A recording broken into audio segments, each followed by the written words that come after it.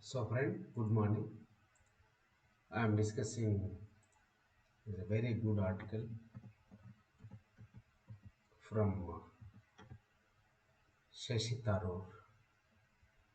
The author, who is the author of this article, is Shashi Tharoor.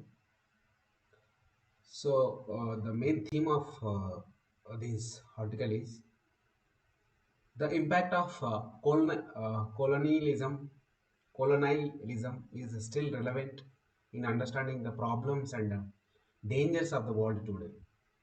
So this is the main theme that colonialism is still relevant in understanding the problems and dangers of the world today. So of course we can understand that the colonialism effect is still relevant in present situation is the indirect consequences that still affect us for instance first one he wanted to explain that is the boundaries drawn in colonial time still create enormous problems of national unity, especially in Africa. Okay. And where civil conflict along ethnic or regional lines can arise.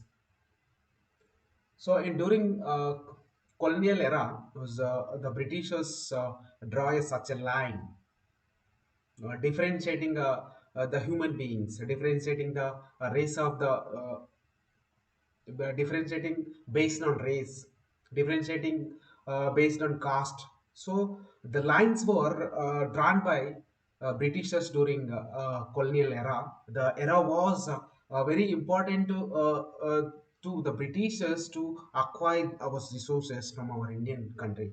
So there was as a for instance, that is a good example. He wanted to explain us. So the colonial era distinctions were often pernicious. Pernicious means it is very bad, abysmal. Okay, and accompanied by an unequal distribution of resources of a state within the colonial society. Okay, this inequality prompted rebellion against the nationalist leaders whose nationalism failed to resonate across the country. Finally, the state failure in wake of colonialism in another evident source of conflict as the byproduct of unprepared transition to the independence.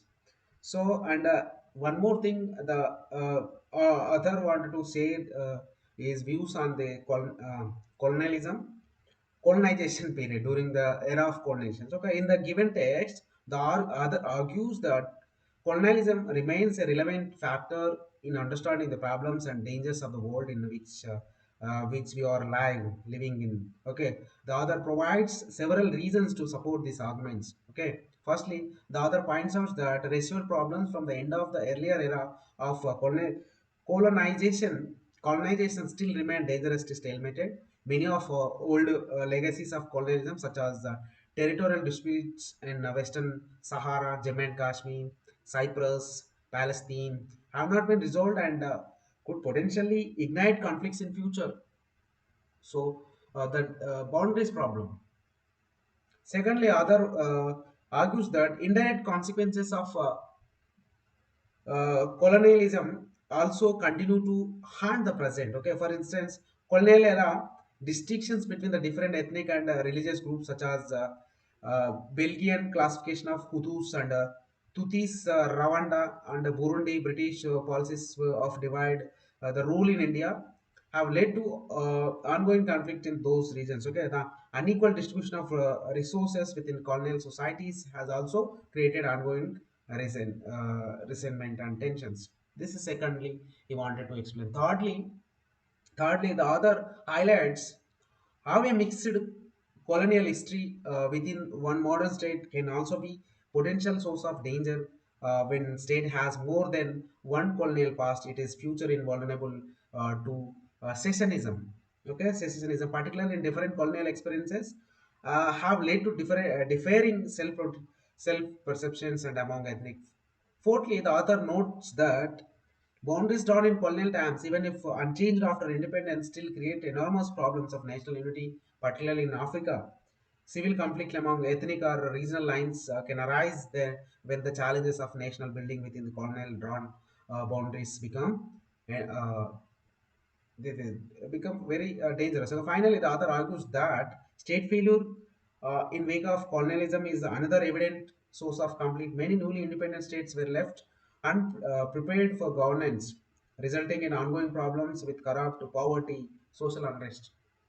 So overall, the author argues that colonialism continues to impact the world in which we live, and its consequences cannot be ignored if we are to understand and address ongoing problems and dangers. So this, friends, so indirectly, directly, we are suffering with the residuals of colonialism. So this is also we have to accept whenever we are accepting the heritage of India. This is also accepting. We should accept absolutely. We cannot escape from these situations. Thank you, friends.